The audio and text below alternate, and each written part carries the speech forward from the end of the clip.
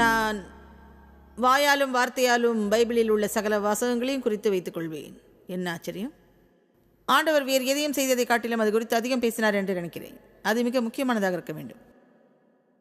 அது ஆதியாகமம் முதல் ஒரு சில வசனங்களில் ஆரம்பிக்கிறது என்று நாம் நினைக்கிறோம். தேவன் சிருஷ்டித்த பூமியானது ஒழுங்கன்மையும் வெறுமையுமாக இருந்தது. வசனம் 1க்கும் 2க்கும் இடையே ஏதோ சம்பவித்தது. அவர் குழப்பம் உண்டாக்கவில்லை. நாம் நினைக்கிறோம் சாத்தான் விழுந்த போதும் தேவதூதர்கள் விழுந்த போதும் தான் பூமியானது ஒழுங்கன்மையும் வெறுமையுமாக இருந்தது என்று, எங்கும் இருளும் குழப்பமுமாக இருந்தது என்று. எதேச்சையாக இதை நான் 2 வாரங்களுக்கு முன்பு கண்டேன், அதாவது புரிந்து கொண்டேன். தேவ ஆவியானவர் அசைவாடி கொண்டிருந்தார். அவர் காத்து கொண்டிருக்கிறார். தேவன் கூறினார், வெளிச்சம் உண்டாக கடவது. பரிசுத்த ஆவியானவர் கிரியை பிரியலானார். நான் விசுவாசிப்பது பரிசுத்த ஆவியானவர் உங்கள் வாழ்க்கை மீது அசைவாடி கொண்டிருக்கிறார். உங்களுக்கு ஒரு வானதூதர் கூட்டமே உண்டு. ஒவ்வொருவருக்கும் அது அநேகமாக அழுத்து விட்டது. ஏனென்றால் நீங்கள் தேவனுடைய வார்த்தையை பேசும்போதுதான் அவர்கள் கிரியை செய்கின்றார்கள். தேவ தூதர்கள் தேவனுடைய வார்த்தையை உன்னிப்பாக கேட்கின்றார்கள். முணுமுணுப்பையோ புறங்கூறுவதையோ குறை சொல்வதையோ அல்ல. நீங்கள் அந்த தேவதூதர்களுக்கு வேலை கொடுக்க வேண்டும்.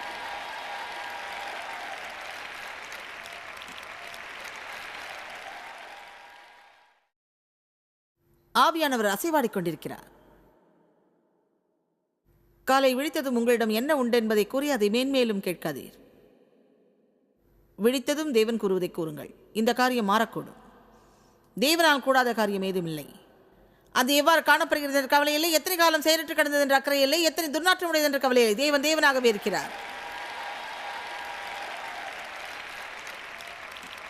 நான் ஏதோ ஆன்மீக உற்சாக கூட்டம் போன்ற ஒன்றை மட்டும் நடத்த முயற்சிக்கவில்லை. இதை நான் விசுவாசிக்கின்றேன். இது என் வாழ்க்கையில் கிரியை செய்வதை நான் கண்டுள்ளேன். எசேக்கியேல் 37.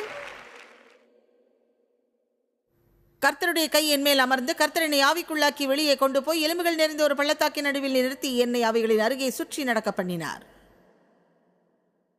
இதோ பள்ளத்தாக்கின் வெட்ட வெளியிலே அந்த எலும்புகள், மனித எலும்புகள் மகா திரளாய் கிடந்தது. அவைகள் மிகவும் உலர்ந்ததுமாயிருந்தது. வெறும் எலும்புகள் அல்ல, மிகவும் உலர்ந்த எலும்புகள். அவர் என்னை நோக்கி, மனுபுத்திரனே, இந்த எலும்புகள் உயிரடையுமா என்று கேட்டார். அது கர்த்தர் உம்மிடம் இவ்வாறு கூறுவது போல் இருக்கிறது. என் பிள்ளாய், இதை நான் மாற்றக்கூடும் என்று நீ விசுவாசிக்கிறாயா?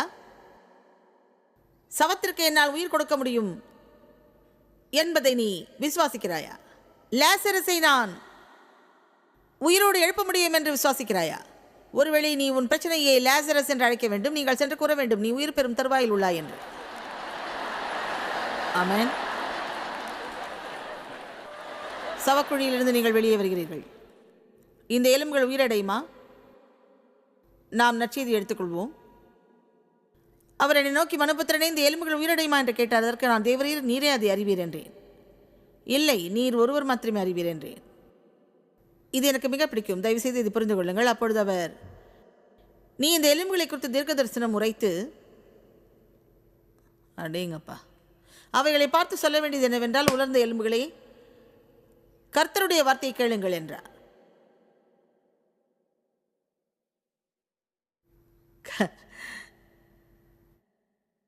கர்த்தர் என்று என் இதயத்தில் வைத்ததாகவே உணர்கிறேன். நான் நீண்ட காலமாக போதித்து வருகிறேன். நீங்கள் அறிவீர்கள், இத்தகைய காரியங்களை நான் அடிக்கடி பகிர்ந்து கொள்வதுண்டு. ஏனென்றால் அது அப்படி ஒரு முக்கியமான கோட்பாடு. மேலும் நான் சிந்திக்க துவங்குவதில் மிக எச்சரிக்கையாக இருந்தாக வேண்டும். அவை அதை கேட்டுவிட்டன. இன்று பிற்பகல் தேவன் என் உள்ளத்தில் ஒரு செய்தியை கூறினார். நீ இந்த கூட்டங்களுக்கு செல்லும் போது நீ கூற ஆயத்தமாவதை அங்குள்ள எவரும் அதுவரை கேட்டிராதவாறு போதிக்க வேண்டும் என்று. இங்கே நீங்கள் உள்ளே நுழைந்த போது உங்கள் வாய்க்கு உங்கள் பிரச்சனைகளோட சம்பந்தம் ஏதேனும் உண்டென்று எவ்வித சிந்தனையும் இன்றி, ஒருவேளை 200, 300, 400 பேர், ஒருவேளை 1000 பேர் இங்கே இருக்கக்கூடும். அதை நான் அறிய முன் ஆண்டு கணக்கில் சபைக்கு சென்றேன். ஆமென். கர்த்தருடைய வார்த்தை இந்த எலும்புகளுக்கு தீர்க்க தரிசனமாக உரைக்க கடவீர். கர்த்தராகிய ஆண்டவர் இந்த எலும்புகளை நோக்கி, இதோ நான் உங்களுக்குள் ஆவியை பிரவேசிக்க பண்ணுவேன், அப்பொழுது உயிரடைவீர்கள். நான் உங்கள் மேல் நரம்புகளை சேர்த்து உங்கள் மேல் மாம்சத்தை உண்டாக்கி உங்களை தோலினால் மூடி உங்களில் ஆவியை கட்டளையிடுவேன். அப்பொழுது நீங்கள் உயிரடைந்து நான் கர்த்தர் என்று அறிந்து கொள்வீர்கள். நேர்மையும் தாழ்ச்சியுமான பணிவிடையை அறிவுறுத்தும் சர்வவல்ல ஆட்சியாளர் என்று புரிந்து கொள்வீர்கள், உணர்ந்து கொள்வீர்கள் என்று உரைக்கிறார் என்று சொல் என்றார். கட்டளையின்படி நான் தீர்க்க தரிசனம் உரைத்தேன். ஓ, அவர் உங்களிடம் எதை கூறினாலும் செய்யுங்கள். நான் வீட்டை சுற்றிலும் சென்று வெற்றிடத்தில் உறக்க பேசுறது மடமேனு உணர்வேன். நான் வீட்டை சுற்றி நடந்து, நான் தலை வால் அல்ல, மேல் கீழல்ல. நான் அநேக தேசங்களுக்கு கடன் கொடுக்கிறேன், ஒருபோதும் கடன் வாங்க தேவையில்லை. நான் கை வைக்கும் யாவும் செழிக்கும் ஜெயமாகும். நான் பரிசுத்த ஆவியால் நிரப்பப்பட்டுள்ளேன். பரிசுத்த ஆவியில் நான் நீதியும் அமைதியும் மகிழ்ச்சியும் உடையவனாக இருக்கிறேன். கிறிஸ்து இயேசுவுக்குள் ஜீவிப்போருக்கு அழிவு இல்லை. கர்த்தர் என்னை நேசிக்கிறார், அவர் என்னை அன்பு செய்கிறார். அவர் என் மீது வாந்தியாக இருக்கிறார் என்று கூறுவது அபத்தம் என்று கருதுகிறேன். நான் வெற்றி பெற்றேன் என்றால் முட்டாள் என்பதை பற்றி கவலை இல்லை. இதை நான் 2 வாரங்களுக்கு முன்புதான் வாசித்தேன். உண்மையில் ஒருவர் அதை என்னோடு பகிர்ந்து கொண்டார். நீங்கள் பிறர் உங்களிடம் கூறுவதை நம்புவதை விட நீங்கள் கூறுவதையே நீங்கள் கேட்பதை பெரிதும் நம்புகிறீர்கள் என்பது விஞ்ஞான ரீதியாய் நிரூபிக்கப்பட்டு உள்ளது. அது சிரிக்கத்தக்கது சகோதரனே.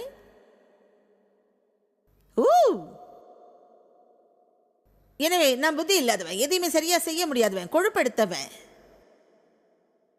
துப்பு கேட்டவன். என்னால என் வெயிட்டை குறைக்கவே முடியல. என்கிட்ட பணம் எதுவுமே இருக்க போறதில்லை. எனக்கு கொஞ்சம் பணம் கிடைக்கும் போதெல்லாம் சாத்தா அதை என்கிட்ட பறிச்சுக்குவான் என்று நீங்கள் கூறும்போது அது எத்தனை பாதகமானது.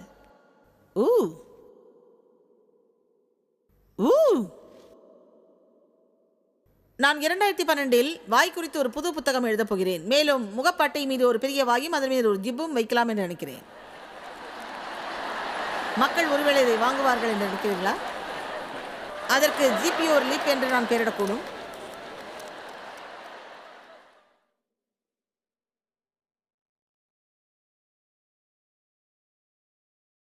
நீங்கள் பிறர் சொல்ல கேட்பதை விட நீங்கள் சொல்வதை கேட்பதையே பெரிதும் நம்புகிறீர்கள். எனவே கர்த்தர் உம்மை நேசிக்கிறார் என்று சொல்வதில் நான் பெருமிதம் கொள்கின்றேன். ஆனால் அதை நீங்கள் புரிந்து கொள்ளாமல் கர்த்தர் என்னை நேசிப்பதாக உணரவில்லை, கர்த்தர் என்னை நேசிப்பதாக உணரவில்லை என்று இங்கும் அங்கும் சொல்லி வருகிறீர்கள். உங்கள் ஆற்றலை எதிர்மறையானவற்றுக்கு பயன்படுத்துவதற்கு மாறாக நான் உறுதியிட கூறுகிறேன், கர்த்தர் உம்மை நேசிக்கிறார் என்ற வெளிப்பாடு உண்மையிலேயே உங்களுக்கு இல்லை என்றால் நீங்கள் அடுத்த 30 நாட்கள் எடுத்துக்கொண்டு தினமும் 10 முறை உறக்க சொல்லுங்கள், கர்த்தர் என்னை நேசிக்கின்றார், கர்த்தர் என்னை நேசிக்கிறார் என்று. கண்ணாடியில் உங்களை பார்த்து கூறுங்கள், கர்த்தர் என்னை நேசிக்கிறார். 30 நாட்கள் முடிவில் அதை நீங்கள் பெற்றுக்கொள்ள துவங்க போகிறீர்கள். நம்முடைய பிரச்சனையே இதுதான். நாம் சென்று வேறு எவரோ நமக்கு வார்த்தையை வழங்க வேண்டும் என்று காத்திருக்கிறோம். நம் படிப்பினையை எல்லாம் அவர்கள் செய்ய வேண்டும், நமக்கு வார்த்தையை கொண்டு வர வேண்டும் என்று விரும்புவதோடு நாம் நினைக்கின்றோம் நாம் நம் புயத்தை நாற்காலியில் அமர்த்தி கொண்டு அதை கேட்பதனால் அது நமக்கு நடந்தே ஆக வேண்டும் என்று. ஆனால் அது அவ்விதம் நடப்பதில்லை. வேதம் கூறுகிறது, நீங்கள் எந்த அளவையினால் அளந்து கொடுக்கிறீர்களோ நீங்கள் கேள்விப்படும் உண்மைக்கு அந்த அளவே புண்ணியம் மற்றும் ஞானம் உங்களுக்கு திரும்ப கிடைக்கும். நாளை நீங்கள் புரிந்து கொள்வீர்கள். ஏன் நீங்கள் தேவனுடைய வார்த்தையை கேட்ட பின் சாத்தான் உடனே வந்து அந்த வார்த்தையை திருட முயற்சிக்கிறான் என்று. அவன் அதை செய்யும் வழிகளில் ஒன்று, நீங்கள் கவலைப்படும்படியாக புதிதாக எதையாவது கொடுப்பது. நீங்கள் கேட்டதை குறித்து சிந்திக்க உங்களுக்கு நேரமே கிடைக்கக்கூடாது என்பதே அவன் விருப்பம். சென்ற ஞாயிறு சபையில் நீங்கள் கேட்டதை உங்களில் பலரால் இப்போது என்னிடம் கூற முடியவில்லை. அநேகமாக நேற்று நான் பிரசங்கித்ததையே பெரும்பாலோரால் கூற முடியவில்லை. உங்களுக்கு பிடித்திருந்தது, ஆனால் அது என்னவென்று உங்களுக்கு தெரியாது.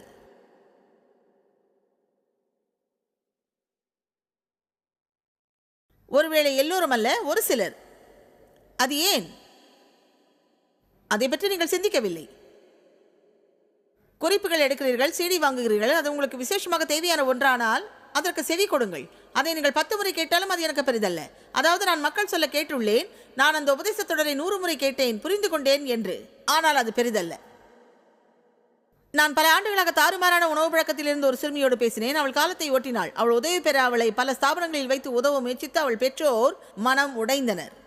Battle field of the mind என்ற புத்தகம் அவளுக்கு கிடைத்தது. அவள் கூறினாள், உண்டதுமே கழிப்பறைக்கு தூண்டப்படும் போது வயிற்றை காலி செய்துவிட்டு வருவதற்கு அவள் கழிப்பறை முன் சென்று தலை தாழ்த்தி தன் கைகள் மீது அமர்ந்தவாறு battlefield of the mind வாசிப்பாளாம். இன்று அவள் விடுபட்டாள், மேலும் மற்ற மக்களுக்கு அவள் உதவியாக இருக்கிறாள்.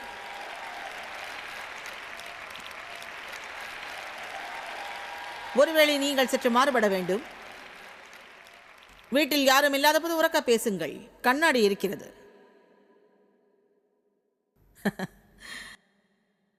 எனவே எலும்புகள் உயிர் வாழ்ந்தன. ரோமர் 4:17. அதெல்லாம் சரி, எனக்கு ஒன்றுமே புரியல, ஒரே மாயமாக இருக்குது. அதாவது சிஸ்டர், 40 ஆண்டுகளாக நான் சபையில் இருக்கேன், இது போல் ஒருபோதும் கேட்டதே இல்லை. அதனால்தான் நீங்கள் இங்கே இருக்கிறீர்கள். நீங்கள் புதியதொன்றுக்கு ஆயத்தமாக இருக்கிறீர்கள்.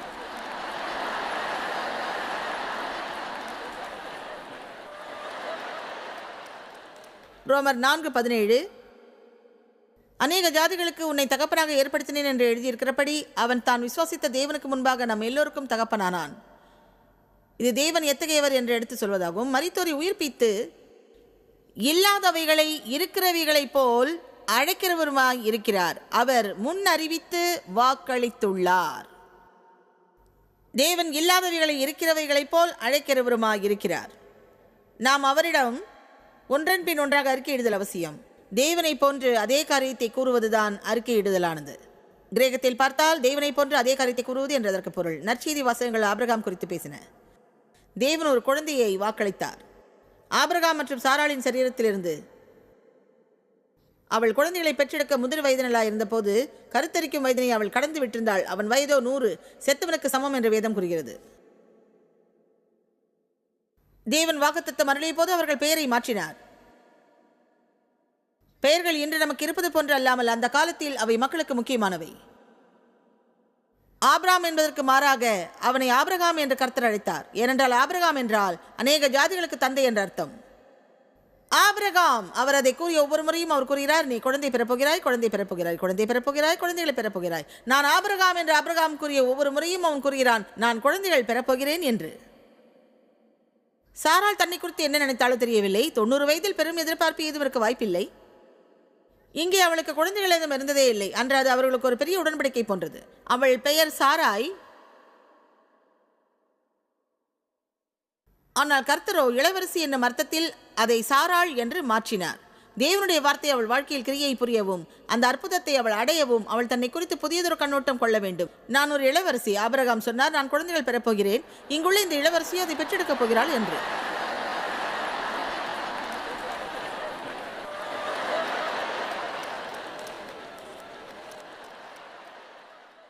உங்கள் அறிக்கையிடுதலை இருக்க பற்றிக் கொள்ளுங்கள். உங்கள் இதயத்தில் இருப்பதே உங்கள் வாயிலிருந்து வெளிவருகிறது. உங்களுக்கு கவலை என்றால் அது வெளிவந்துவிடும். ஒருவருக்கு எதிராக ஏதோ இருப்பி நீண்ட காலம் காத்திருக்கிறீர்கள், அது வெளிவந்துவிடும். ஒருவரை உங்களுக்கு பிடிக்காது, அதை வெளியே சொல்கிறீர்கள். ஏதோ ஒன்று உங்களை எரிச்சலடைய செய்யுமானால் அது வெளியாகிவிடும். அதை நீங்கள் ஒரு வாரம் மோசப்படாமல் வைத்திருப்பீர்கள். ஆனால் அது வெளிவந்துவிடும். எனவே நாம் ஜெபிக்க வேண்டும், நாம் கூற வேண்டும், அதன் பிறகு அதை செய்ய வேண்டும். மரியாளுக்கு ஒரு அற்புதம் தேவைப்பட்ட போது சேவகர்களிடம் கூறினாள், அவர் உங்களுக்கு சொல்வதை எல்லாம் செய்யுங்கள். இன்று நான் உங்களுக்கு கூறுவது, அவர் உங்களுக்கு சொல்வதை எல்லாம் செய்யுங்கள். கர்த்தர் ஒருவேளை பெரிதும் அர்த்தமில்லாத காரியங்களை உங்களை செய்ய சொல்லலாம். இதை புரிந்து கொள்ள இயேசுவோடு நீங்கள் நீண்ட காலம் தோழமையோடு இருந்தீர்களோ இல்லையோ, ஆனால் அவர் காரியங்களை மாற்றுவதில் விருப்பம் உள்ளவர். அவர் முன் அறிவிக்கும்படியாக முன் அறிவிக்கப்பட முடியாதவர். அவரை குறித்து நீங்கள் யூகிக்கக்கூடிய ஒரு காரியம், அவர் யூகிக்கப்பட முடியாதவர் ஆவார். அவர் மக்களை குணப்படுத்திய விதத்தை கவனியுங்கள். அவர் 2 பேரை ஒரே விதமாக குணப்படுத்தினார் என்று நினைக்கவில்லை. நான் கூறுவது, பார்வையற்ற ஒருவர் இயேசு தன்னை குணப்படுத்த வேண்டும் என்று விரும்புகிறார். இயேசு தரையில் துப்பி சிறு சேற்றுக்கட்டியாய் பிசைந்தார். அது இதோ அதை போன்றது. மன்னியுங்கள் இயேசு, அது அவ்வளவு சுகாதாரமானதல்ல. எங்களுக்கு ஒரு அற்புதம் தேவை. அது சுத்தமாக கிடைக்குமா? நீங்கள் எப்படி நடத்துவீர்கள் என்று கொஞ்சம் நினைத்து பாருங்கள். வேதம் கூறுகிறது, அவர் சேற்றை பிசைந்து அவன் கண்களில் பூசினார் என்று. பின்னர் அவர் கூறினார், அந்த குளத்துக்கு சென்று கண்களை கழுவு என்று. இப்பொழுது செய்தி இதுதான். பார்வையற்ற ஒருவரை நீங்கள் ஒரு இடத்துக்கு போக சொல்வதில்லை.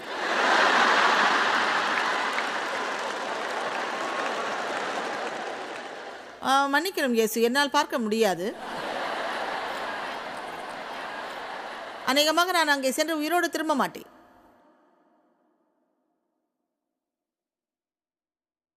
அவன் புரட்டி போட வேண்டியிருந்த கல் அதுதான். அவன் விசுவாசப்படியை மேற்கொள்ள வேண்டியிருந்தது. இந்த இடங்களுக்கெல்லாம் செல்ல எனக்கு நேரம் கிடைக்க வேண்டும் என்று ஏங்குகிறேன். அவை மிக அற்புதமானவை. இயேசு கூறினார், அந்த குளத்துக்கு சென்று கண்களை கழுவு என்று. அவன் சென்று பார்வை பெற்று திரும்பினான் என்று மிக சாதாரணமாய் பைபிள் கூறுகிறது. இயேசு கூறினார், செல். அவன் சென்று பார்வை பெற்று திரும்பினான். அவர் கூறினார், செல். அவன் சென்று பார்வை பெற்று திரும்பினான். எனவே கர்த்தர் உங்களை போக சொல்லியும் நீங்கள் இன்னும் இங்கே இருக்கிறீர்கள் என்றால் உங்களால் பார்க்க முடியாத அதிசயம் அல்ல.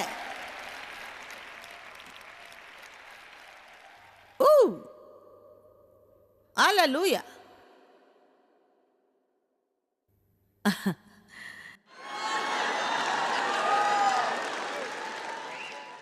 பத்து தொழுநோயாளிகள்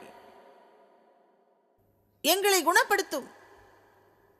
அக்காலத்தில் ஒரு தொழுநோயாளி குணமடையும் போது அவர்கள் குருவிடம் சென்று தங்களை காண்பிக்க வேண்டும். அவர்கள் மீண்டும் சமுதாயத்துக்குள் பிரவேசிக்கும் முன் குருவானவர் அவர்கள் சொஸ்தமானதை அறிவிக்க வேண்டும். அது அவர்கள் நியமத்தின் ஒரு பகுதி. எனவே இந்த ஆசாமிகள் வந்து கூறுவர், எங்களை குணப்படுத்தும். அவர் கூறினார், நான் குணப்படுத்துவேன். குருவிடம் சென்று உங்களை காண்பியுங்கள். இன்னும் அது நம்மிடையே உண்டு. அதனால் என்ன பயன்? இயேசுவே, குஷ்டரோகத்தால் இதோ என் கை அழுகி போய்விட்டது. இங்கு வேறு என்னவெல்லாமோ போய்விட்டது. இது கொஞ்சம் பார்க்கக்கூடாதா? ஆனால் வேதம் கூறுகிறது அவர்கள் சென்றனர். அவர்கள் சென்றது போல் குணமும் அடைந்தனர் என்று. நீங்கள் போய்கொண்டே இருக்க வேண்டும். நீங்கள் கூறுகிறீர்கள், என் வாழ்வில் ஒன்றுமே நடக்கவில்லை என்று. கவனியுங்கள், பார்க் செய்யப்பட்டுள்ள காரை டிரைவ் செய்யலாக.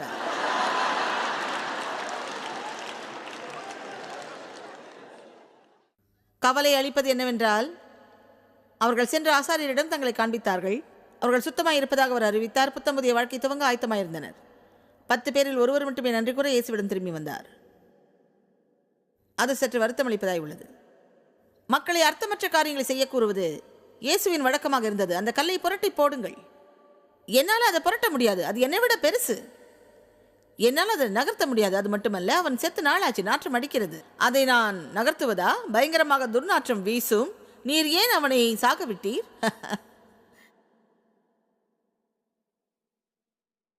இயேசு விசுவாசத்தை எதிர்பார்த்தார். நீங்களோ என்னிடம் விசுவாசம் உண்டு என்கிறீர்கள். சொல்லுங்கள், யாராவது அதை காண முடியுமா? எங்களிடம் விசுவாசம் உண்டு என்று கூறுவதால் எந்த அர்த்தமும் இல்லை. விசுவாசத்தை எனக்கு காட்டும். உமது விசுவாசத்தை எனக்கு காட்டும். விசுவாசம் உங்கள் வாயிலிருந்து வெளிவருவதை என்னால் கேட்க முடிகிறது.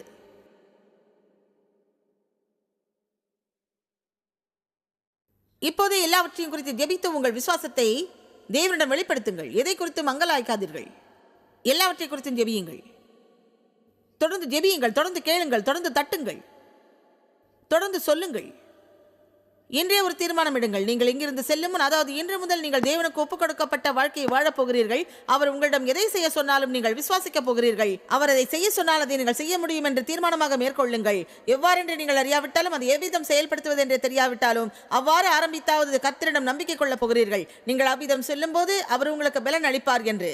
அவர்கள் சென்றவாறே குணம் அடைந்தனர். அவன் சென்று பார்வை பெற்று திரும்பி வந்தான். இயேசு முடமான மக்களை எழுந்திரு என்று கூறுவது வழக்கம். முடமான பக்கவாதம் முற்ற அநேக மக்கள் அவரிடம் வந்தனர். அவர் அவர்களை உற்று நோக்கி எழுந்திரு என்று கூறுவார். கவனியுங்கள், நான் கூறுவது 38 ஆண்டுகளாக குளத்தினருகே படுத்து கிடந்தானே அந்த மனிதனை. அந்த கதை எனக்கு பிடிக்கும். நான் நிகழ்த்தும் அனைத்து கூட்டத்திலும் அதை கூறுவேன். தேசத்துக்கு வெளியே நான் போகும் இடமெல்லாம் அந்த கதையை கூறுவேன். நான் செல்லும் யாதொரு இடத்திலும் அதை கூறியாக வேண்டும். அவர்கள் எந்த மொழி பேசுகிறார்கள் என்பது பொருட்டல்ல, அது அவர்களுக்கு பிடித்திருக்கிறது. யோவான் 5:38 வருஷம் அந்த மனிதன் குளத்தின் அருகே கிடந்தான். ஏன் குளத்தின் அருகே? ஏனென்றால் ஆண்டுக்கு ஒரு முறை தேவதூதன் ஒருவன் அந்த குளத்தில் இறங்கி தண்ணீரை கலக்குவான். யார் முந்தியதில் இறங்குவானோ சொஸ்தமாவான். எனவே குளத்தை சுற்றி கிடந்த ஒவ்வொருவரும் அந்த அற்புதத்திற்காக காத்திருந்தார்கள். எத்தகையது ஒரு நம்பிக்கை! இருக்கட்டும், இந்த வருஷம் என்னால் முந்திக்க முடியல, இன்னொரு வருஷமும் நான் இங்கேயே படுத்து கிடப்பேன். ஒருவேளை அடுத்த வருஷம். அந்த நிலையில் அந்த மனிதன் எத்தனை காலம் இருந்து வந்தான் என்பதை ஏற்கனவே அறிந்திருந்த இயேசு வந்து அவனை உற்று நோக்கினார். வேதம் கூறுகிறது, இவ்வாறு நீ எத்தனை காலம் இருந்து வந்துள்ளாய் என்று. அந்த மனிதன் அதிர்ந்து போனான். அவர் அதை கூறிய போது அவன் அதிர்ந்து போனான். 38 வருஷம். அடேங்கப்பா, நீண்ட காலம்தான். நான் உங்களுக்கு சொல்லக்கூடும், எத்தனை காலம் நீங்கள் குழப்பத்தில் இருந்தீர்கள்.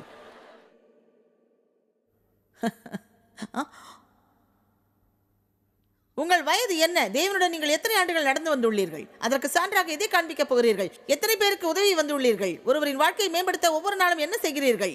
எனக்கு தெரியாது, நான் என்ன செய்யணும்னு கர்த்தர் விரும்புகிறாருன்னு காண காத்திருக்க ஒரு விதமாக முயற்சிக்கிறேன்.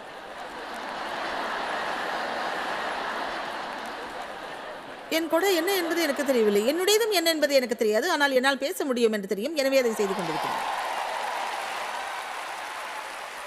ஆமென். பாதியாவது ஒழுங்காக செய்யக்கூடிய ஒன்றை கண்டறிந்து அதன்படி செயல்படுங்கள்.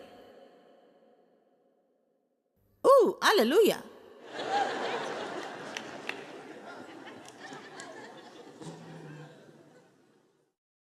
எத்தனை காலம் நீங்கள் அங்கே இருந்துள்ளீர்கள்? 38 வருஷம்.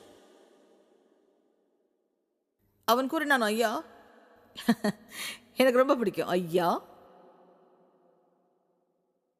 என்னை குளத்தில் கொண்டு போய் விடுவதற்கு ஒருவரும் இல்லை. முதல் தவறு. நான் யாராவது வந்து எனக்கு அதை செய்ய வேண்டும் என்று காத்திருக்கிறேன். எனக்கு இல்லையே. நீங்கள் கூறுகிறீர்கள், கொஞ்சம் பொறுங்கள் ஜாய்ஸ், அவனோ சப்பானி. நான் ஒன்று கூறட்டுமா? 38 வருஷத்தில் நான் ஊர்ந்து உருண்டிருப்பேன். அவ்வாறு நான் குளத்தின் விளிம்புக்கு சென்றிருப்பேன். அடுத்த வருடம் இயேசு வந்தபோது இதை பாரும் என்பதே என் நோக்கமாக இருந்திருக்கும். இங்கே நான் இன்னொரு வருஷம் இருக்கப் போவதில்லை. நான் உள்ளே விடுகிறேன். நீர் என்னை குணப்படுத்தாவிட்டால் நான் அங்கேயே சாவேன். புரிகிறதா?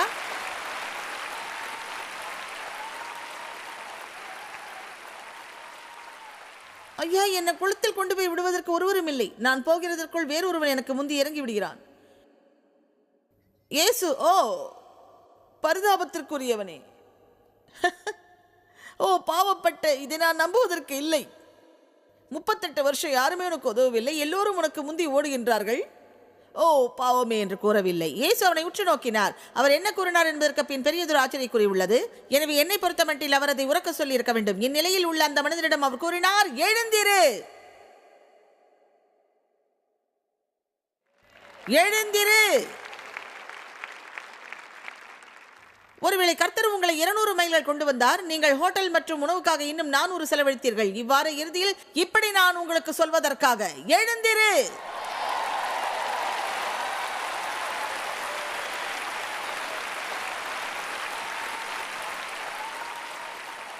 இயேசு அடுத்ததாக கூறியது என்னை மிக கவர்ந்தது. அவர் கூறினார், உன் படுக்கையை எடுத்துக்கொண்டு நட என்று. அங்கே நீங்கள் படுத்து கிடந்த காலத்தின் போது செய்த அசுத்தங்களை சுத்திகரிப்பதற்காக. உங்களில் சிலர் ஒருவேளை எழுந்திருக்கலாம், ஆனால் நீங்கள் தேவன் உங்களிடம் கூறியது போல் குழப்பங்களை சுத்திகரிப்பதில்லை. ஒருவேளை ஒரு சிலர் இருக்கக்கூடும். நீங்கள் திரும்பி சென்று ஒரு சில காரியங்களை சரி செய்ய வேண்டும், ஆனால் நீங்கள் தேவன் உங்களிடம் செய்ய சொன்ன அந்த பகுதியை செய்வதில்லை. நீங்கள் உங்கள் கல்லை நகர்த்துவதில்லை, ஒரு உயிர்த்தெழுதலுக்காக மட்டும் காத்திருக்கிறீர்கள். சொல்லுங்கள், நீங்கள் உங்கள் பங்கை செய்வதில்லை.